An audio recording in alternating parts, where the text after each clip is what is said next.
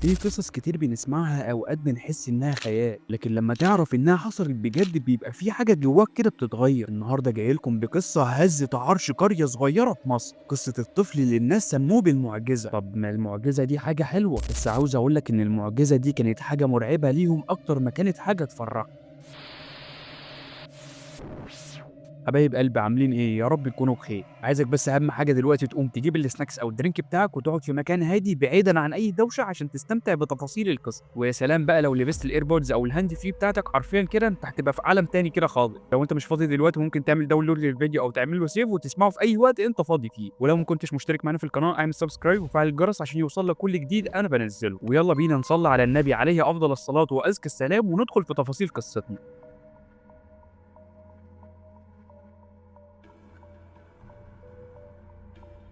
الأحداث كلها دارت في قرية صغيرة مش بعيدة عن المنصورة. كان في طفل اسمه محمود عنده 8 سنين. محمود كان مختلف مش زي بقية الأطفال. من وهو صغير كان كل اللي يشوفه يحس بشعور غريب ويحس بعدم ارتياح وخوف كده ملهمش تفسير. في يوم محمود كان قاعد بيلعب قدام البيت وفجأة قعد يصرخ بطريقة هستيرية. أهل القرية جريوا عليه عشان يشوفوه ماله. أول ما راحوا عليه لقوه واقف في نص الشارع وعينه مبرقة ووشه لونه أصفر وبيبص على اتجاه معين في الترعة. لما حد حاول يقرب منه ويهديه بدأ يتكلم بصوت غير صوته، وكان وقتها بيردد الجملة دي أكتر من مرة: سيبوني أنا مش محمود وانتوا كلكم هتموتوا قريب. الكلام ده كان كفاية وكفيل يخلي أهل القرية يخافوا يقربوا منه، وخصوصا بعد اللي شافوه منه وتربط الأحداث ببعضها.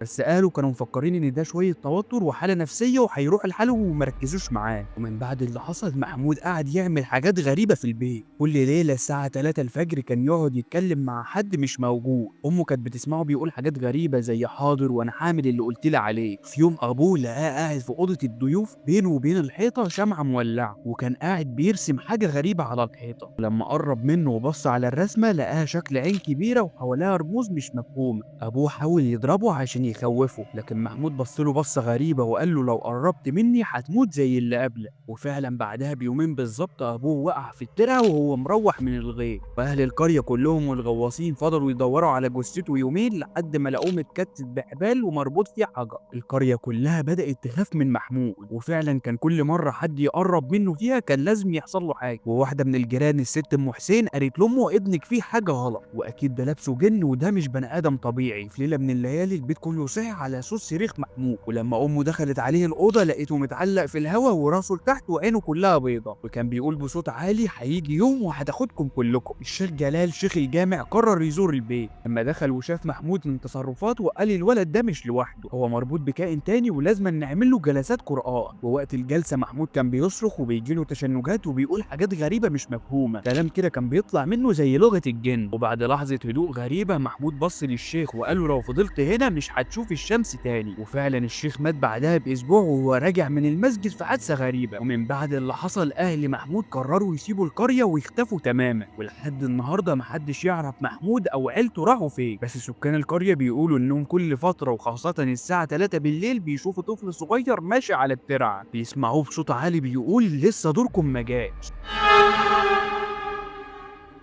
بس كده وبكده نكون وصلنا لختام قصتنا، وما تنساش تعمل لايك للفيديو وكومنت وشير مع صاحبك اللي بيعشق قصص الرعب. واخيرا انا احمد شكر، وحكاياتي دايما في انتظاركم.